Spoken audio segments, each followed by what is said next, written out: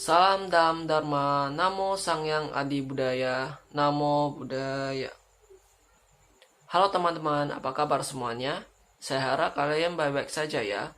Dalam kesempatan ini saya ingin menjelaskan tentang kerukunan sebagai salah satu hal yang penting dalam kehidupan bermasyarakat, berbangsa, dan bernegara.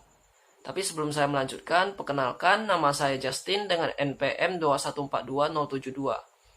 Tanpa memperpanjang waktunya lagi, langsung saja kita ke pembahasannya. Kerukunan dan toleransi. Teman-teman pada tahu kan kerukunan dan toleransi itu apa? Kerukunan adalah suatu keadaan dalam masyarakat yang dimana orang-orang tersebut dapat hidup bersama dan sepakat untuk tidak menciptakan perselisihan maupun pertengkaran. Dan toleransi di sini memiliki arti yaitu suatu sikap saling memahami, saling mengerti, dan terbuka terhadap perbedaan yang ada dalam masyarakat. Jadi, kerukunan dan toleransi itu saling berkaitan satu sama lain dalam masyarakat. Karena tanpa adanya toleransi, pastinya suatu masyarakat itu tidak akan tercapai kerukunan antara satu sama lain.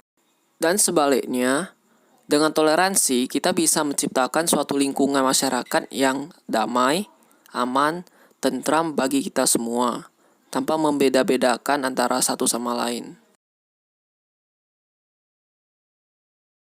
Mengenai toleransi, kita sudah sepatutnya harus menerapkan toleransi dalam kehidupan kita sehari-hari. Karena kalau tidak, rendahnya toleransi ini bisa menimbulkan perpecahan atau konflik yang besar bagi dalam masyarakat maupun negara kita. Adapun konflik-konflik yang terjadi di luar negeri karena rendahnya toleransi, contohnya seperti pembasmian atau genosida terhadap kaum Rohingya di Myanmar, yang dimana kaum Rohingya ini merupakan kaum Islam yang merupakan minoritas dari kaum di Myanmar, yang dimana mayoritas di sana merupakan kaum agama Buddha. Yang kedua, konflik antara Palestina dan Israel. Untuk konflik ini mungkin teman-teman sudah pada tahu karena konflik ini sudah berlangsung sejak lama dan sudah memakan banyaknya korban jiwa antara kedua belah pihak, yaitu kaum Yahudi dan kaum Islam. Jadi, untuk menciptakan lingkungan bermasyarakat, berbangsa, dan bernegara yang damai, aman, dan tentram bagi kita semua, diperlukan rasa toleransi dan rasa saling menghormati antara satu sama lain, sehingga bisa tercapai kerukunan, yaitu kerukunan intern umat beragama, kerukunan antar umat beragama, dan kerukunan umat beragama dengan pemerintah. Untuk yang kerukunan intern umat beragama dapat tercapai dengan kita saling membantu satu sama lain sebagai sesama umat beragama dan tidak menimbulkan perpecahan atau konflik antara sesama karena perbedaan persepsi atau pandangan dalam agama. Yang kedua, untuk kerukunan antar umat beragama dapat tercapai dengan kita saling menghormati antar umat beragama. Meskipun kita berbeda agama, kita harus saling menghormati terhadap kepercayaan yang ada dan tidak memaksa kehendak orang lain untuk mengikuti ajaran kita atau kepercayaan kita. Yang ketiga, kerukunan antar umat beragama dengan pemerintah. Kerukunan ini bisa tercapai dengan umat beragama mendukung kegiatan-kegiatan yang diadakan oleh pemerintah dan tidak menimbulkan pertikaian atau persoalan terhadap peraturan yang diadakan.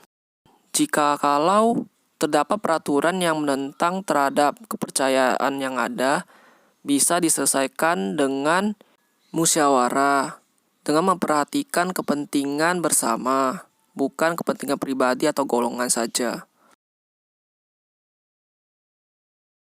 Adapun 4 cara untuk mencapai kerukunan menurut agama Buddha.